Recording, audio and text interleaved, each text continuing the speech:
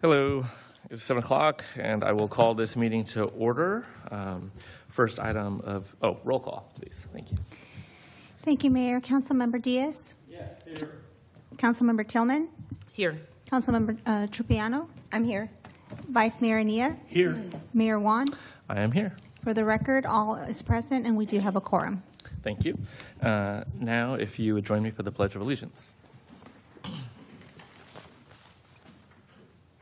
Pledge allegiance to the flag of the United States of America and to the republic for which it stands, one nation, under God, indivisible, with liberty and justice for all.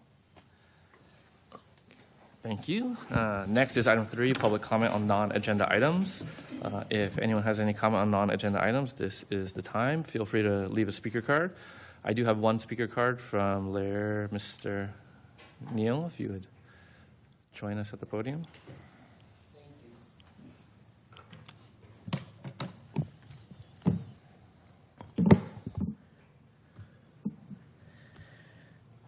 Good evening, everyone. Tonight, what makes a good leader? How do we define that? What are some of the principles behind good leadership? I have a few listed right here based upon some research that I've been doing.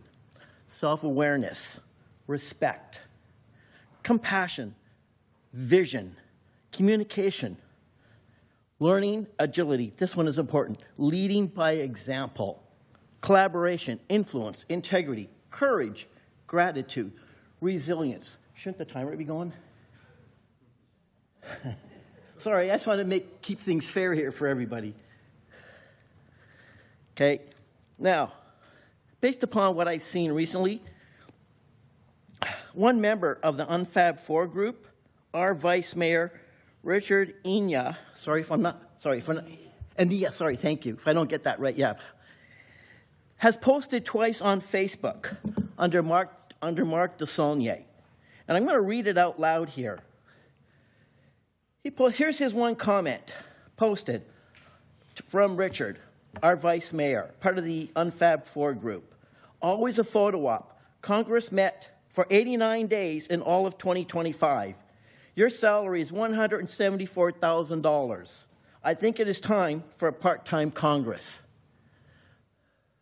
That is trolling an elected official. Here's this next comment. Mark Desaulniers posted a comment on January the 1st. Richard goes, "It's a holiday, Mark, give it a rest." That's trolling.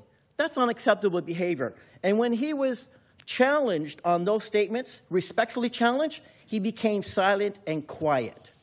Now I'm trying to decide and how to decide, but of the principles that I outlined of what makes a good leader, those comments, where do those comments fall under? Leading by example? I don't think so. Integrity? I'm not sure about that. Collaboration, self-awareness? Something's wrong here. Yet the Unfab 4 group, who had a better candidate to be vice mayor, chose Richard as our vice mayor. I think that was a bad decision to make. We had somebody with much more capabilities to do that job. Thank you.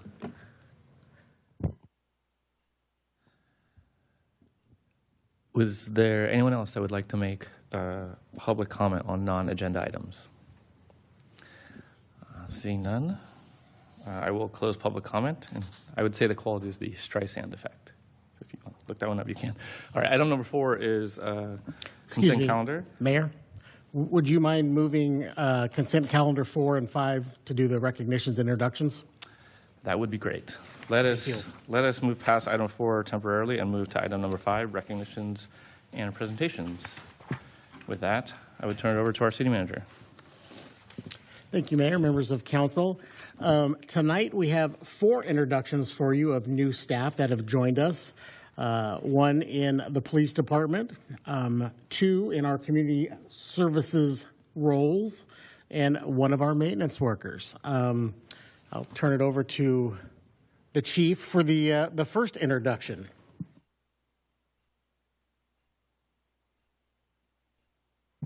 All right, thank you, City Manager. Mayor, Vice Mayor, Council, and public. Pleased to introduce you tonight. Jake, would you please stand for us? A new member of the Clayton Police Department. We're pleased to welcome Officer Jacob McPherson. He goes by Jake as the newest member of our team. Jake grew up in Vacaville and earned his bachelor's degree in criminal justice from California State University, Chico. During his time at Chico State, Jake played rugby for the Wildcats and served as president of the club during his senior year, a testament to his leadership and teamwork skills. Jake is a graduate of the Sacramento County Sheriff's Academy and brings enthusiasm and a strong sense of community to his role here in Clayton. He's excited to join the Clayton community and looks forward to serving and protecting its residents and with integrity and dedication. Please welcome Jake. Please join us. Thank you. And we will be doing a badge pinning and swearing in at a later council when his family can be here to enjoy. Thank you. Excellent. Welcome. Did you have any words to say, Do you want sir? to say a few words? No? Okay. That's okay.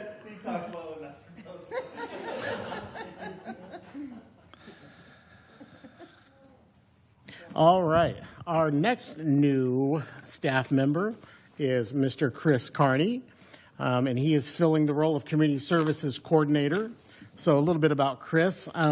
He has worked for the city of Los Altos, where he ran and operated teen recreation programs, managed citywide events for teens, junior high dances, hired, evaluated, and trained part-time staff, has experience in revenue collection, data building, and budget prep, and supported citywide special events in his time there as well.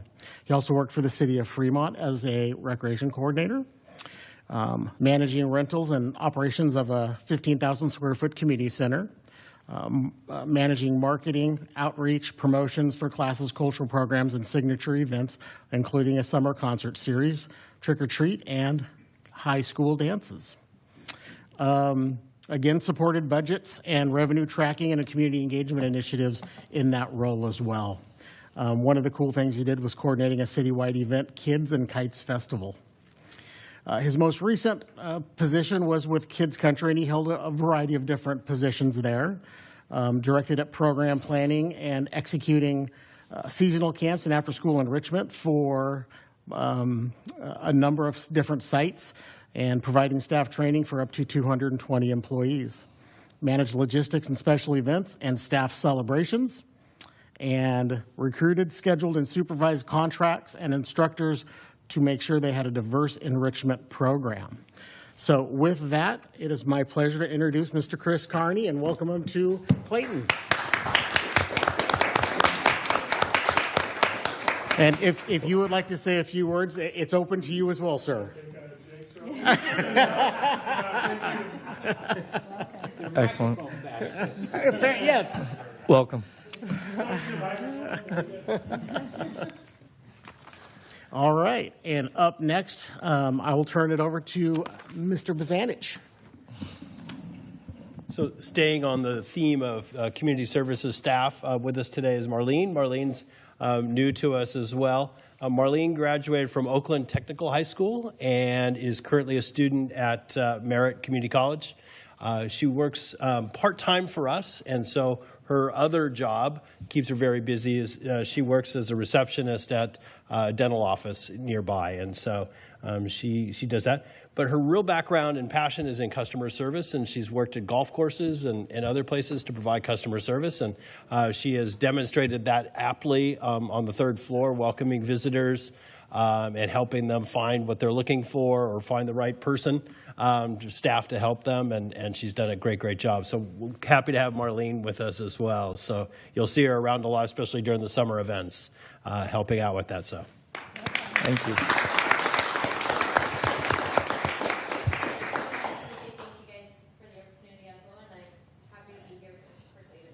Excellent. Welcome.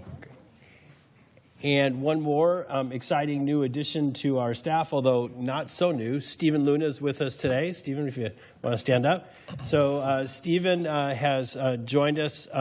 As he's been a seasonal worker for us for over 8 years. And so has moved into a regular full-time position with our maintenance staff.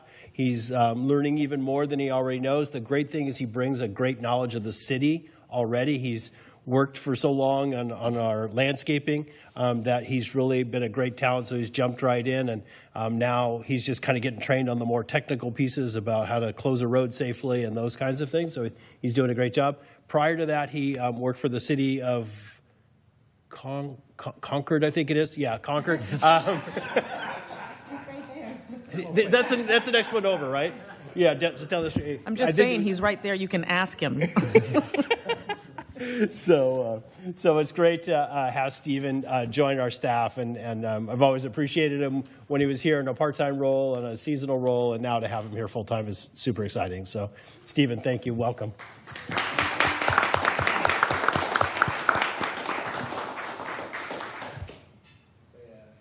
Thank you all for the opportunity, and I'll do my best to landscape. Excellent, thank you.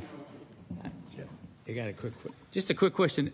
Speaking of seasonal workers, we no longer have them. Is that correct, or we're moving them to permanent employees? We do still have a crew of seasonal workers, Okay. council member, and I think right now we have 3 or 4 of them that are fluctuating based on their availability. So we are still continuing to do that. We're going to reopen now because we're kind of depleting our resource here. So we're going to probably reopen that job recruitment here in the next couple of months and get hopefully some new folks for the busy spring and summer months that we have. So, All right. Any other? All right. Well, that concludes item number 5. Thank you and welcome to the team. Appreciate it. And you guys don't have to stay if you want to leave and go home. It's okay. It's perfectly cool. Good night. Sergeant Tim wants you.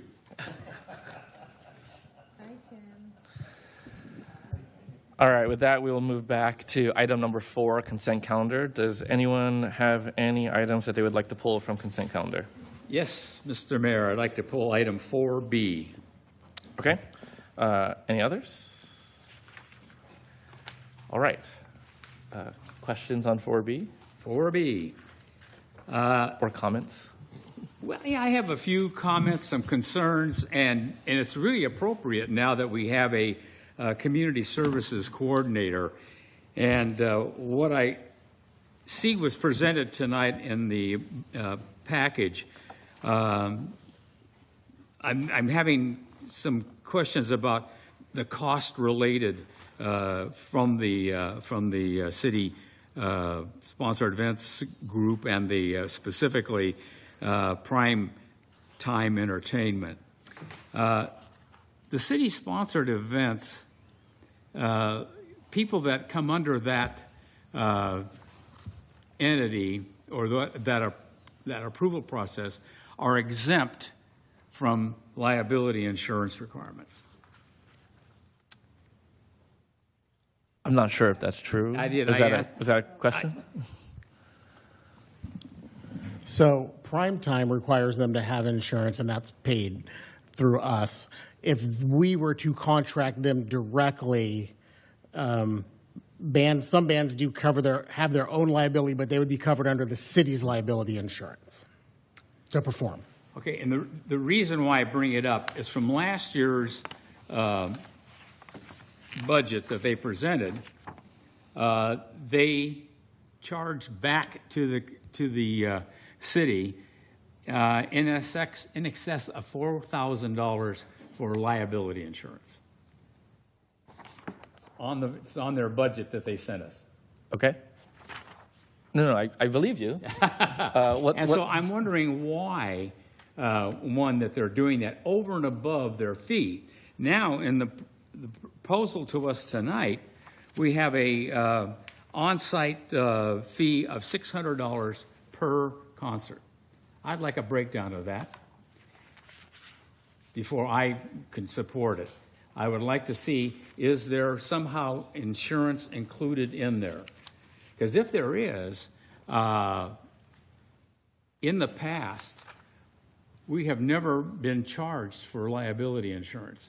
The city covers those costs through the function of being a city-sponsored special event. So Okay. I would like to see that simply because if it's based upon their fee, which is $600, and by the way, the agreement total says $35,000, and in the proposal is not to exceed $40,000. Are we going to be charged more above the $35,000? And if so, when I added up the insurance proposal from last year, it's $4,000, which is about a couple $100 less than their $4,800 fee. I'm a believer in the fact of being very frugal, not with only our citizen taxpayer dollars that we have to approve, but even the money. And I want to compliment former Mayor Kim Trupiano, now council member, for raising the money. She has definitely raised more money than had been brought up in the past, which has made it much easier to fund the concerts. However, I'm still have that oversight that I say, you know, I would like to see a little more frugality in there, because when I add up the numbers, the total fees paid back that they're charging the city is close to $10,000. Now, if we $4,800 plus the insurance that they, then either that or these figures that you gave me are very wrong, or they're inflated. Do we have a copy of the contract with us this evening? Because that's not really in here, which is sort of a bulleted outline. I don't remember them charging us back insurance. So I can dig out the contract in my files here on the laptop here in a moment. What I would like to suggest is that it may be on the budget, but I don't recall a single invoice that came in over the summer for the bands or for the promoter that included any kind of insurance charges. I don't remember that And either. so Yeah. I think I'd like, the opportunity, I would be, it would be, take us a while for me to dig through the financials to find those in Financial Edge, to find an actual invoice that would include or not include that insurance to verify that, but I'd be happy to do that tomorrow for Councilmember Diaz if that would help. Sitting on that committee up until this year, this was handed to us at the committee meetings, and it outlined the day of insurance for artists and performers. So Can I, in the last 3 years, can I make a suggestion? no, I was just going to say that it's been about $29,000 or $30,000 for the bands and $4,800 Correct. for and that is the total contract. So Yet they broke this out as an adder to the contract. that was last year. Okay, You're saying. that's my concern, because when you total up those dollars, that pays for 2 to 3 more bands in the future.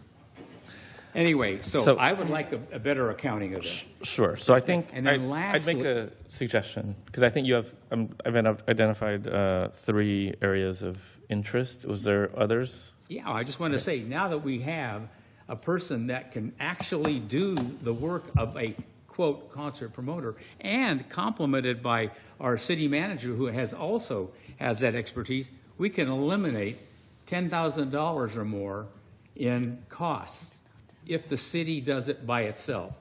And as such, we will then have additional money that she goes out and does a heck of a job on raising the money, and I applaud that. In addition, we get another close to $3,000.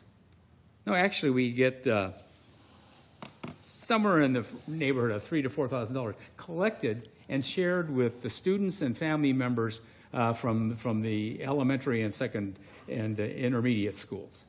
I'm, again, approaching this from the fact that I want to be frugal with the money that's raised, not only from taxes that we expend on other projects, but also on this. And I would appreciate a more detailed analysis of their costs. That's all I ask. Thank you. Okay, so I just want to summarize so make sure I understand this correctly. I think I'll leave it to staff to address the insurance breakout because basically the payment to the vendor should follow the contract. And so if the contract says whatever it says, if there's a not to exceed or if they are entitled to a certain fee, then that's what they'll get. I believe that their fee was $4,800, and that's what this document shows. It happens to delineate a few numbers, but what that is doing is segregating the cost of the actual band plus the insurance cost. However, that is just the all-in band cost, and then the coordination is listed separately for the total. So that's what the 31 here references. But I would leave it to staff to come back with more information. Yeah, and that's what I'm asking for. Sure. The contract states 35, but the Not to exceed not is to 40. exceed, but the not to exceed in the agenda item is listed as 40. And the reason that's the case is because there were two variables that were uncertain at the time of the agenda drafting. One was the band lineup. I think there was some question about one or two, and they were negotiating the price. And then the second was we were considering adding an additional concert date.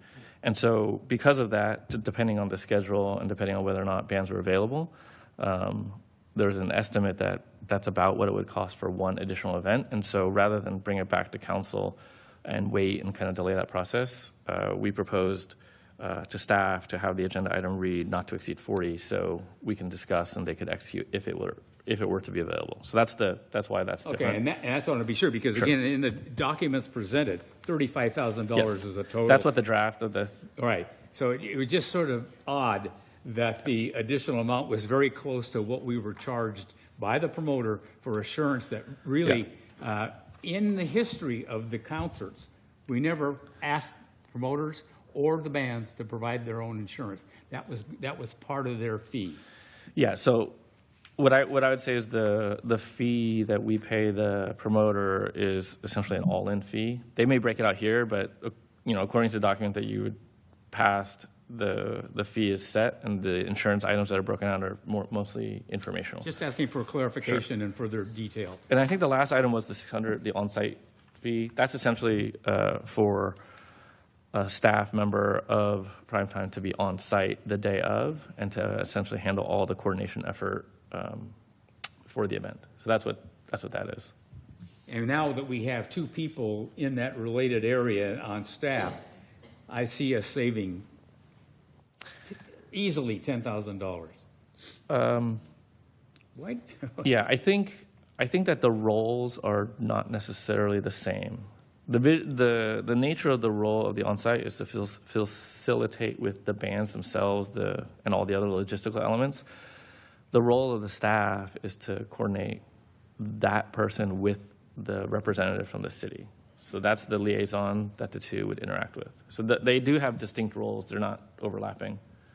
But it's worth looking into, see if our people can do that function. Yeah, and I definitely think that's something that we can explore. Right. However, given the person's first day was recently. I'm not I think suggesting we do it tomorrow. Yeah. I'm suggesting we look at it for the next year, because I think we're sunk Yeah. on this thing at this point. Well, I think for 2027, that could be something to consider. Yeah. But we want to ensure that we have a smooth, successful season this summer. So that's really the nature of what this is supposed to do. It's supposed to set us up for this year, and then as we learn from this year and as we wrap this year, we,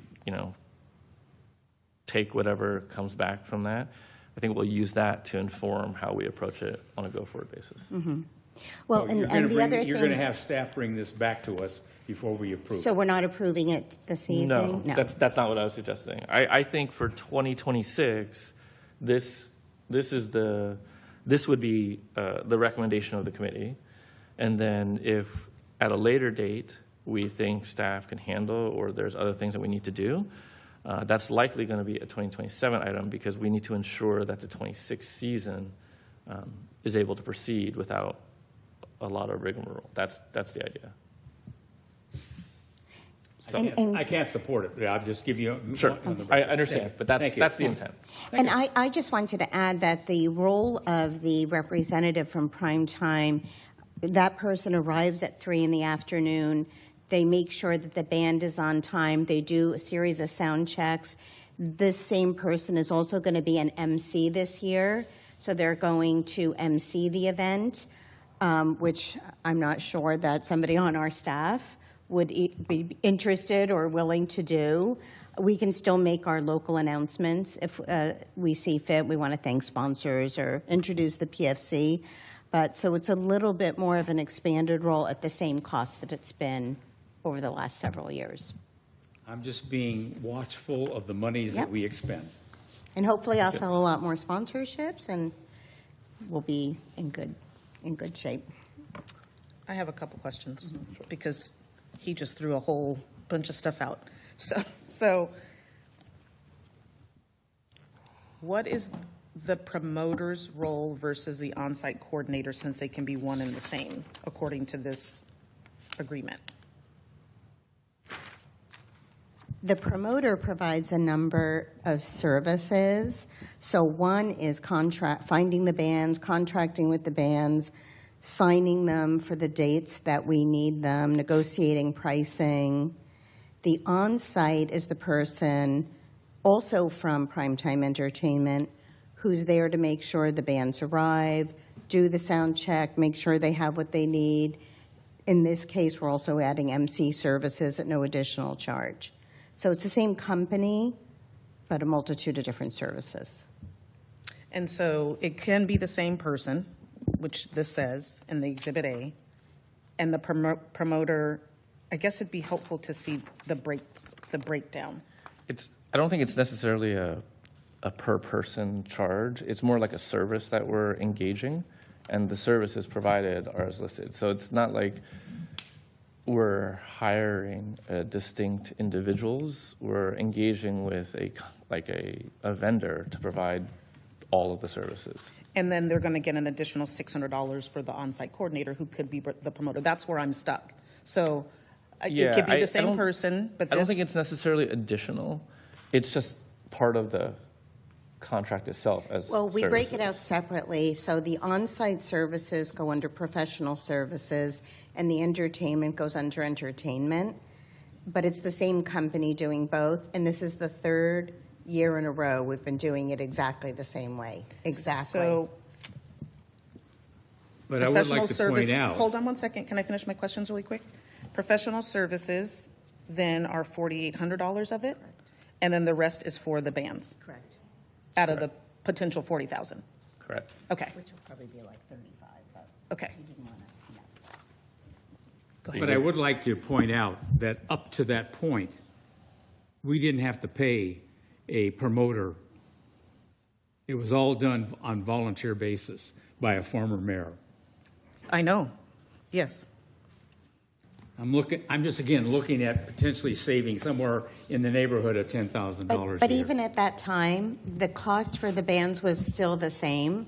We're not incurring, because we're still paying the bands, and the promoter is getting a small percentage of that for hiring the bands, getting their insurance, signing them on contract. We were doing individual contracts with each band, and so it's almost the same amount that we were spending before, even with a volunteer. It was about $30,000 for the entertainment. It really hasn't changed in many years. So, Chris or Dennis, do you have anything else you want to add, or? And the Okay. last thing I will say, I continue to do the same function for the Art and Wine Festival where I book 7 bands, no cost, no promoter fee, and we get the same service for that wine. Thank you. Yeah, and I think it's valuable to move into a kind of a sustainable long-term model where it's repeatable. It doesn't rely on individuals. It is because if Primetime wasn't here, or Primetime decided to no longer offer their services for whatever reason, it doesn't mean that the model doesn't work. It just means that now we can just engage a different vendor to provide a similar service. So I think by doing that, we move into, again, a more sustainable practice and program that theoretically outlives all of us. And that's really the goal. It shouldn't depend on any individual. Precisely. I'm not that, but I'm just saying we just hired 2 individuals who, through some of their experience, and including with our city manager, has a background in doing this. We need to investigate that to see if we can reduce the cost. That's all my whole point. And there's definitely coordination activity. I think that'd be great to look at. I'm not sure like engaging band prospects is like in the job description, but we'll see. We'll see how that goes. All right. Any other comment on this item? It's not a comment. I just want clarification from staff on what exactly is it that Chris and Marlene are doing in their current roles. I'm not saying that they need to put on the concerts in the Grove in the summer. I'm just curious for the roles that they were hired for, when they're up to speed, what will they be doing on a daily basis? So Marlene's primary role is, if you remember Janessa, she is filling that position, and that position is primarily responsible for day of events, whether it's a park rental, a facility rental at Endeavor Hall, checking people in, checking them out. When we have back-to-back rentals out at the park, going out between, making sure the garbages are emptied, getting stuff ready for the next rental. She also does some stuff in the office, taking care of some reservations, helping out at the front desk. So it just depends on what the schedule is, what we need on the 3rd floor, and what the schedule is out in the field. So that is her role. Chris is kind of 3 different pieces in his role. Number 1 is special events, being the person on site, making sure things are done, working with the promoter, making sure all those things are happening. We are tasking him with additional events, some things that we want to bring into the city when he's up to speed. So adding new events that could be beneficial to the community in terms of drawing people here. Also different activities for people to participate in. And thirdly,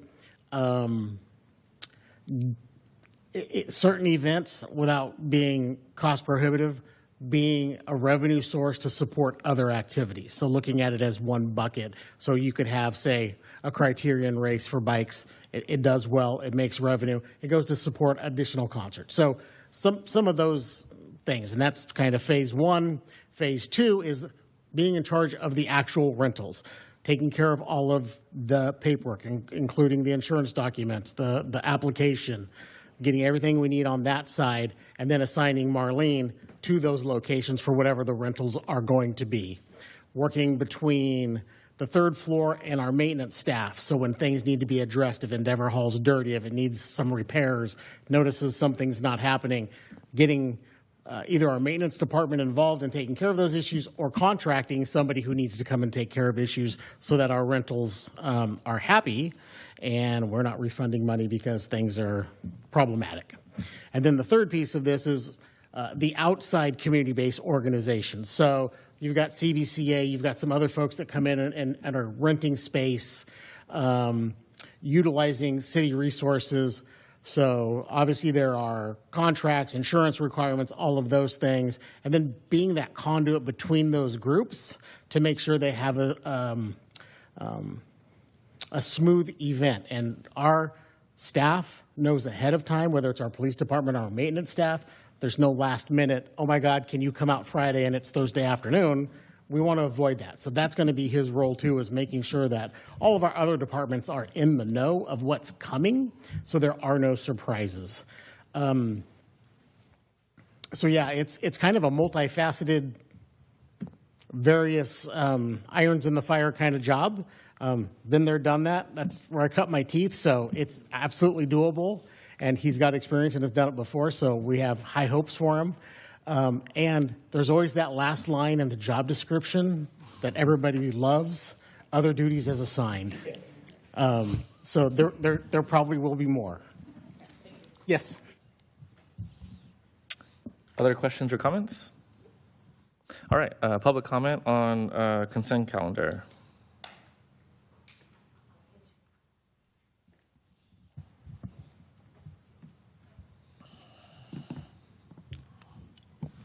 Evening, Lauren Kindorf. I'll get you a card. I was just questioning, it wasn't this packet, but last year when the final numbers came out for concerts in the Grove, and I'm not sure how those were figured, but it did look like a significant loss at the end. So I just wanted to mention that was noted by a number of people, and I hope whatever's transpiring this year does not come out looking that way, or is there a reason it came out looking like there was a significant loss? So just want to bring that up as something that was taken note of. Thank you. Any other public comment on this item? Okay, we'll close public comment, and I think we can take these together, or perhaps we should take them separate. Can I make I would urge you to do it separately. 'Cause You have, I mean, okay. one item on here. I just want to make a comment that I observed. Last year was the first time that we had kids collecting money for us. Before that, 2 years. It's been the last 2 years. Before that, it was pretty aggressively asking people for money. Now it went to the kids, and they get a portion of that money, so that's money that you wouldn't see that goes into the final costs. And that program works well. Just ask the parents' clubs of Diablo View Middle School and Mount Diablo Elementary. And so I'm very much in favor of that, because we may lose a little money once in a while. Depends on sponsorships, but it's well spent money because it goes to our kids, and they can do programs with it. And the parents' clubs are very, very grateful for that. Excellent. Yeah, I mean, just in general, I would say not all programs are revenue generators, and they're for community benefit. So that sometimes that does happen, and those are choices that we get to make. All right, so I will take these items separately, and if we can, I'll make a motion. If you can make a motion for. Yeah, I'll make a 4A. motion for consent item A to be approved. I'll second it. Councilmember Diaz. Yes. Councilmember Tillman. Aye. Councilmember Trupiano. Yes. Vice Mayor Ania. Yes. Mayor Juan. Aye. The ayes have it, and the motion is adopted. All right, that is item 4A. So next, let's dispense with 4B. Is there a motion for 4B? I'll make a motion for approval of item 4B on our consent calendar. I'll second it. Councilmember Diaz. No, based upon my discussion. Councilmember Tillman. I'm abstaining. Councilmember Trupiano. Yes. Vice Mayor Ania. Yes. Mayor Juan. Aye. The ayes have it with the vote of 3-1-1. Excellent. All right, and that concludes item 4. We've already done item 5. Item 6 is reports. Mr. City Manager. Thank you, Mayor. A couple of informational items. Our police department personnel participate in an emergency operations exercise with the county. They are attending the monthly meetings. I think it's their monthly meetings.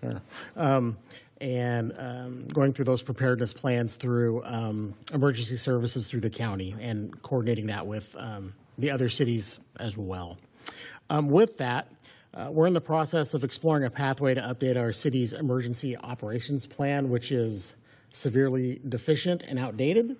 The chief's been working on this for a couple of weeks, and there'll be a proposal brought to you in a couple, I think possibly at our next council meeting.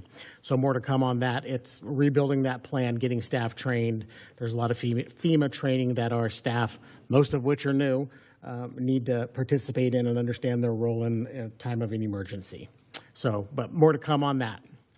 I just want to make a reminder that if there are issues or incidents that are noticed out in the community, whether it be something that the police should be aware of or maintenance issues, we would appreciate if people would call the main line on the 3rd floor, which is 673-7300, or the direct line of the police department, which is 673-7350 for non-emergency related items. Post and refrain from sending emails directly to staff. We don't know if they're on vacation, they're sick, or no longer work here.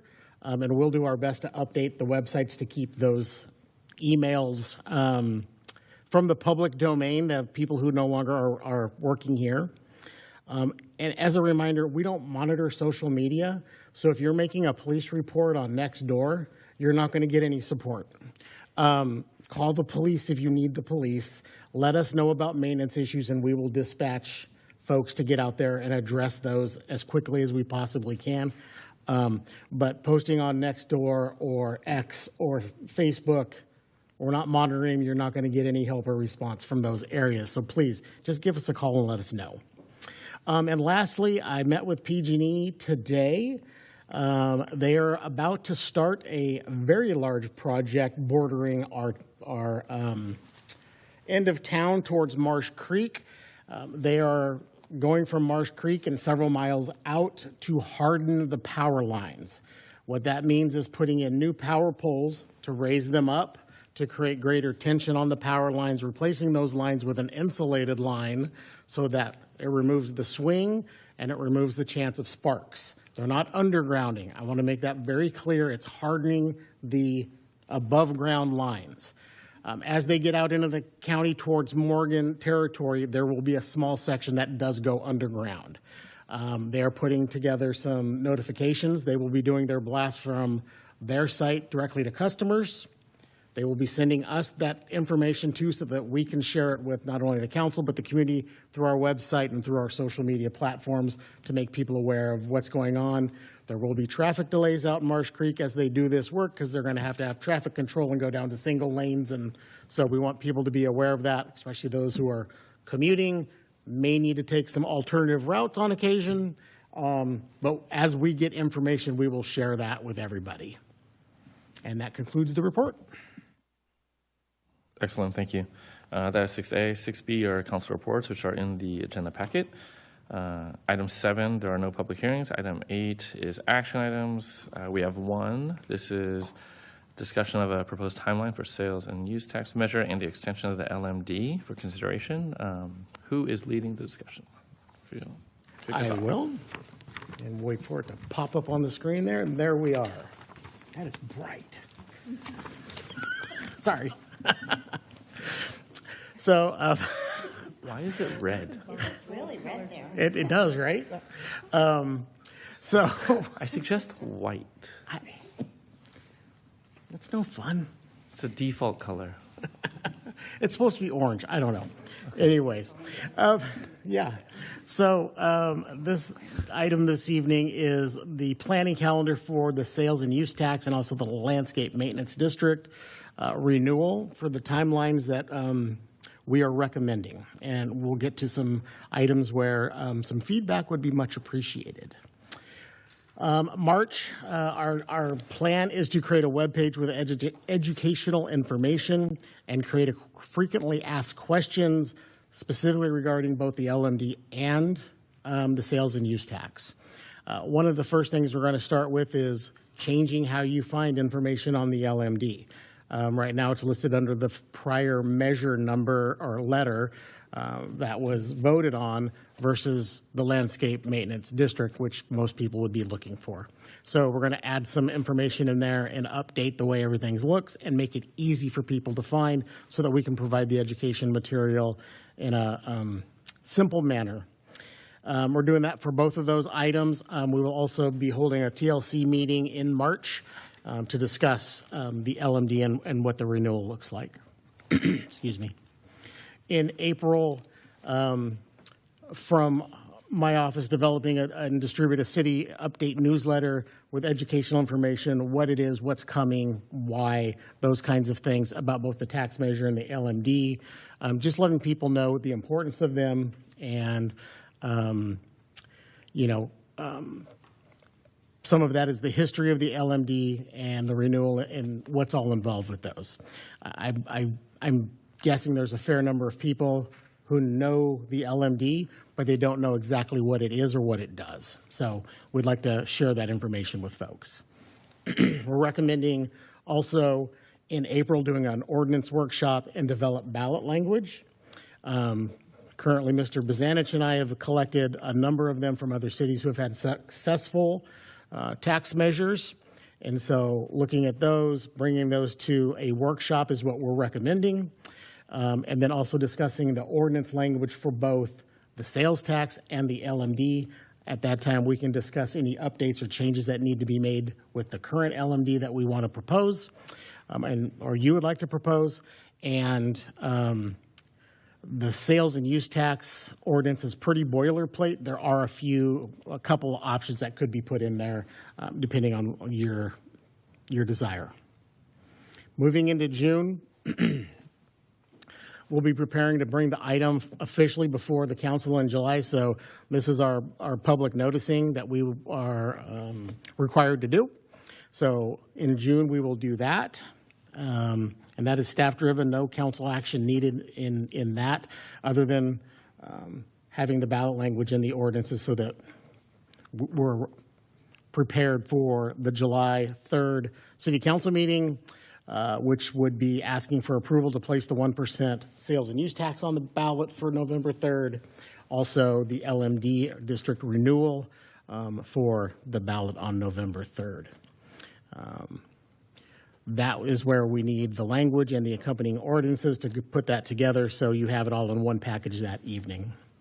We also will ask during that meeting as a separate action to determine who will author the language in favor of the measure.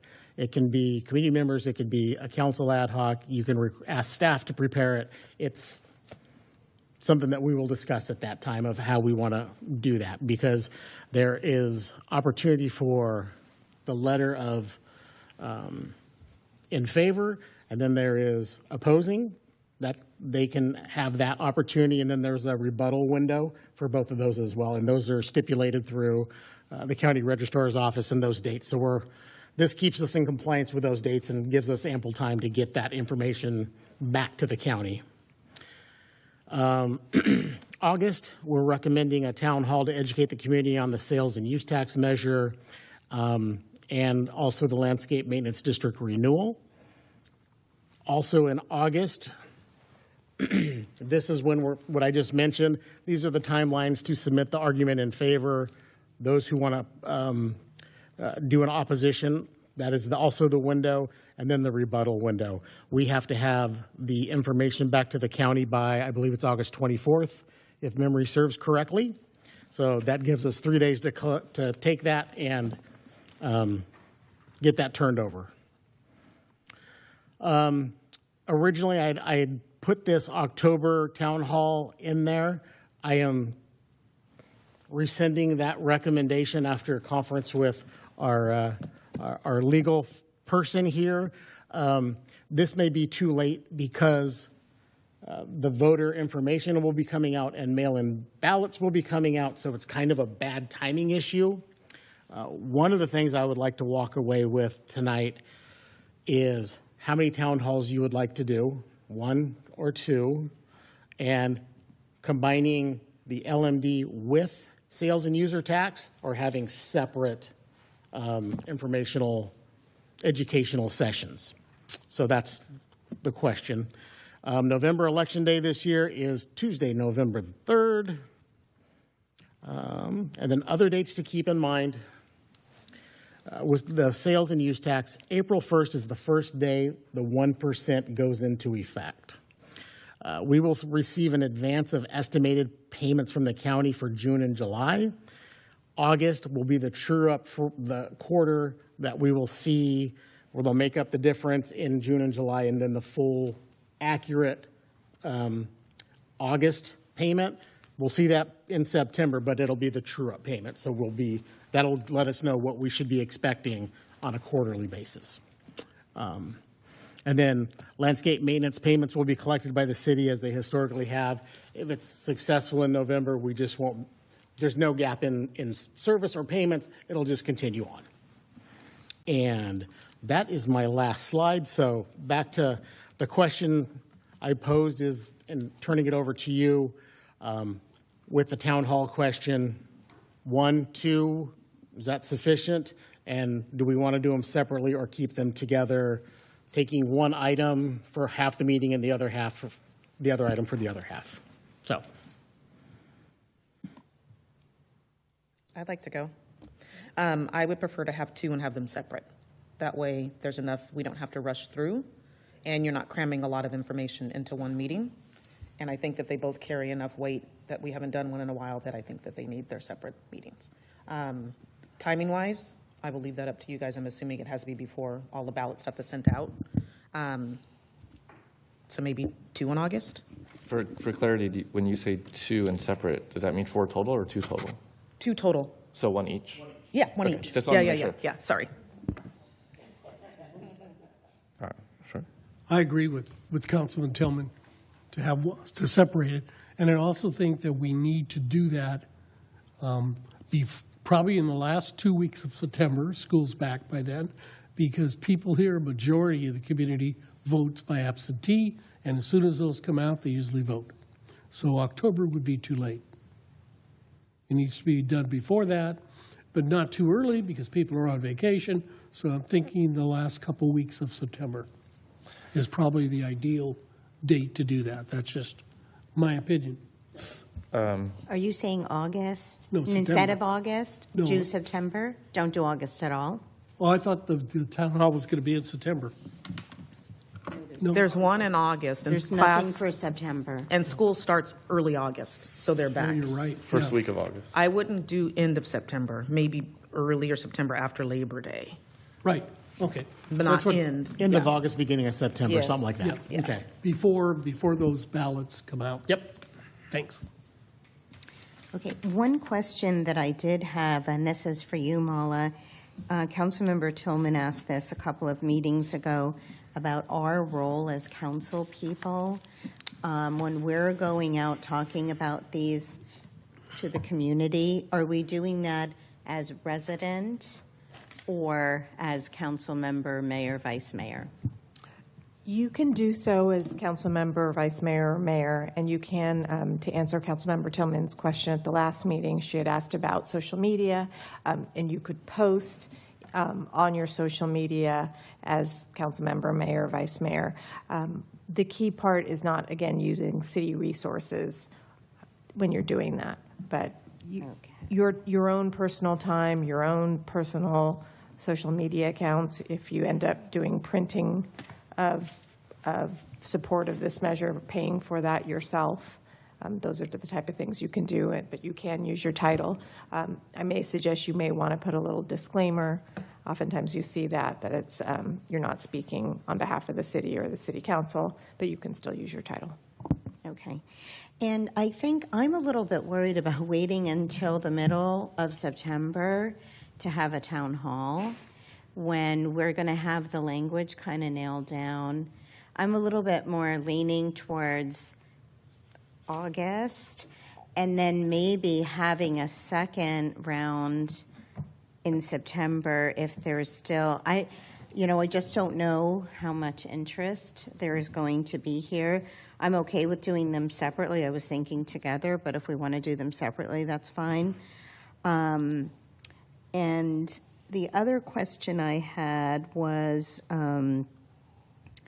so are we also talking about, and maybe we're not going to do this tonight, next meeting, about putting together or asking the community to put a committee together?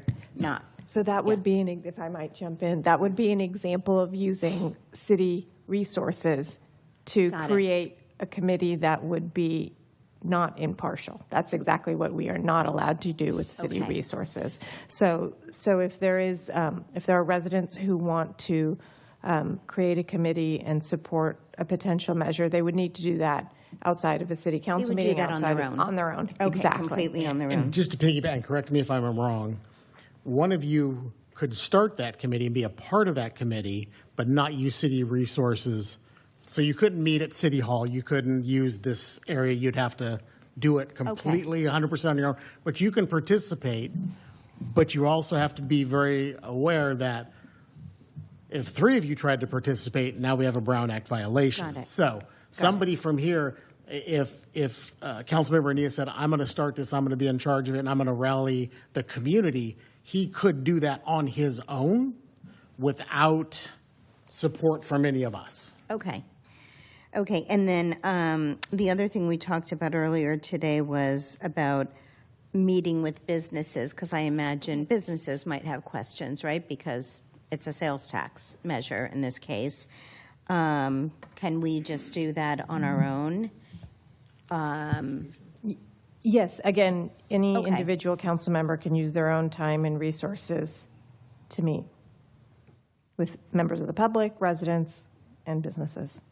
Okay. And staff can, if they have direct questions, they can contact us and we can answer the educational pieces, not campaign for it and say, you really should support this. Right. We can say, the money is needed for X, Y, and Z. Just the facts, yeah. Correct.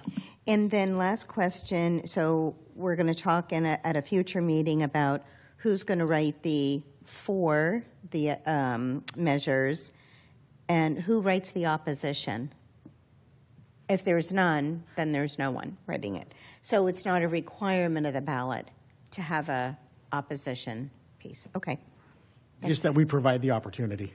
And then we can have members of TLC going out and Financial Sustainability Committee and the POA. It's all individuals can do it on their own time and dime, just as I mentioned for the council members. So Okay. everyone is allowed to do it. But again, they shouldn't be using any city resources. So members of the TLC are not acting as TLC committee members, just as concerned residents?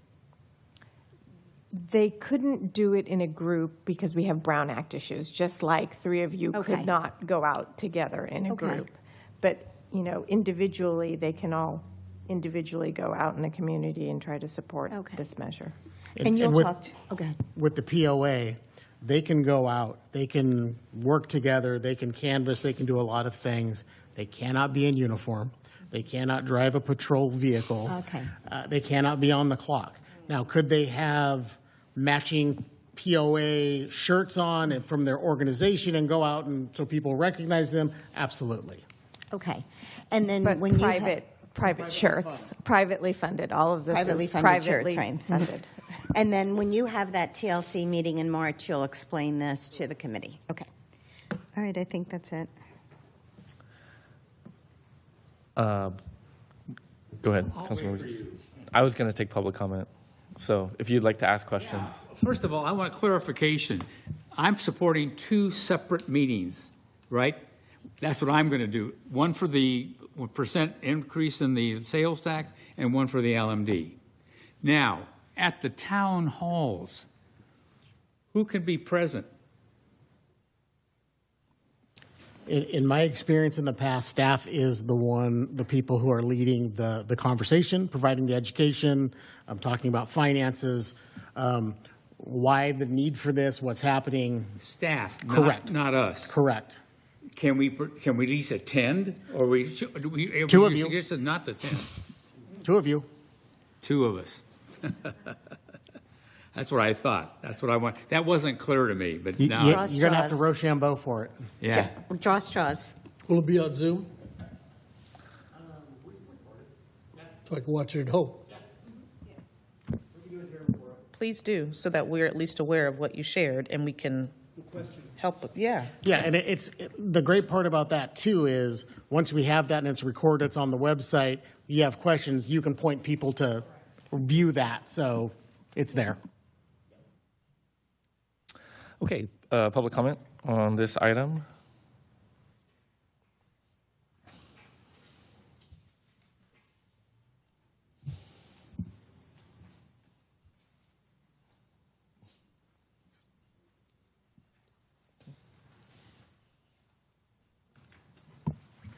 Hello. Listening to this, I have a couple questions, and I know you can't answer them back, so they're rhetorical. But Clayton has a $7 million accumulated surplus of taxpayer money and a total budget of under $7 million. Okay? So it equates to over 100% reserve. Brett Perula told us that the largest reserve any city around us has is a 30%. Yet we have over 100%. And so I'm listening to everybody gung-ho for another tax, another increase. So what would the city council be happy with? A $10 million surplus? I mean, it doesn't equate to me as a taxpayer. You know, if we spent $500,000 a year in deficit spending, we have a 14-year surplus. So asking for more money doesn't make sense. And what I equate it to is the councils have been unwilling to spend any of the surplus money over the years. And it's created this untouchable account status. For example, the path from downtown to Lydia Lane got washed out in 2022, right? Well, did we do